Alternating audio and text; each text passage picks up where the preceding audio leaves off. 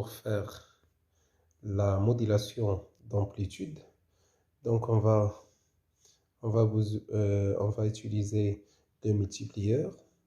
Donc le multiplieur constitué par deux entrées, c'est l'entrée E1 et l'entrée E2, et une masse, et la sortie, et l'alimentation. Donc l'alimentation moins 15 plus 15. Voilà l'alimentation. L'alimentation plus 15, moins 15. Et on va utiliser aussi 2 GBF. Donc l'un constitue le signal. Voilà le signal à une basse fréquence, donc environ 0,2 kHz, et 1 GBF joue le rôle de la porteuse. Donc la porteuse de haute tension est environ 270 kHz. Voilà. C'est une tension sinusoïdale, de même pour le signal. Donc la porteuse qui transporte le signal. Et on va utiliser aussi le bouton d'essai offset pour ajouter la composante continue, pour que le signal prend seulement les valeurs positives. Donc on va commencer toujours par l'alimentation, donc plus 15, voilà. Et on a la masse avec la masse, et moins 15 avec moins 15. Voilà. Donc toujours, on va commencer l'alimentation. Voilà le signal. Donc on va brancher le signal dans l'entrée Y1. Voilà. Bien à l'entrée E1. Et sa masse dans la masse. Voilà. Et de même pour la porteuse, voilà, l'entrée de la porteuse à l'entrée E2, voilà, et la masse avec la masse, comme ça, voilà, ok, compare ici, donc voilà la masse. Donc à la sortie de multiplieur, on va visualiser à l'aide d'un oscilloscope. Donc, on va visualiser deux tensions.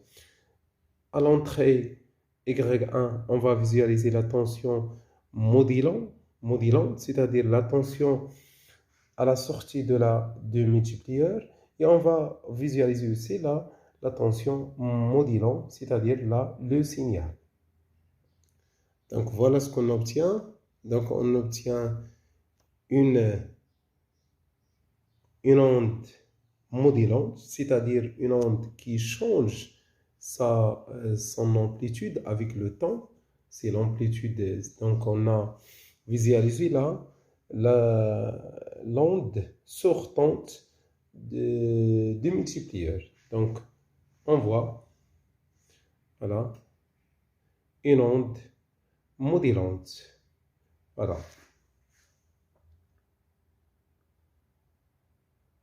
Donc, vous voyez ici que lorsqu'on change la condition, c'est-à-dire l'offset, voilà, ce bouton-là, lorsqu'on change ce bouton, donc la modulation devient mauvaise dans ce cas-là. Donc, on a une mauvaise modulation. Par contre, ici, on a une bonne modulation.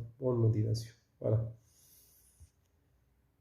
Et voilà, on visualise aussi à la borne, à la voie 2, la tension modulante, c'est-à-dire le signal. Et on voit que la tension modulante suivit la variation de la tension modulante. Donc, si on élimine la sensibilité horizontale, voilà, on élimine de l'autre côté.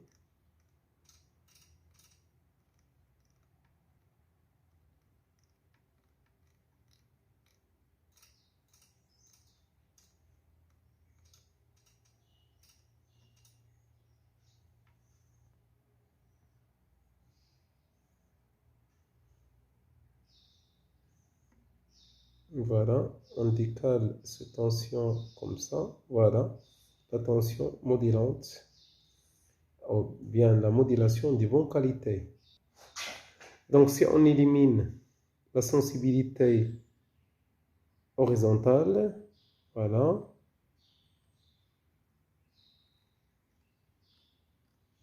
Donc, on obtient un trapèze. Voilà, comme celui-là. Donc, on obtient un trapèze. Voilà, de cette forme-là.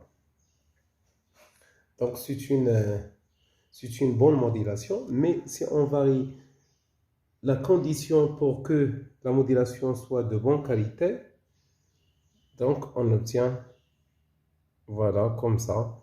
Donc ça, c'est une modulation de mauvaise qualité. Voilà. Voilà, et merci.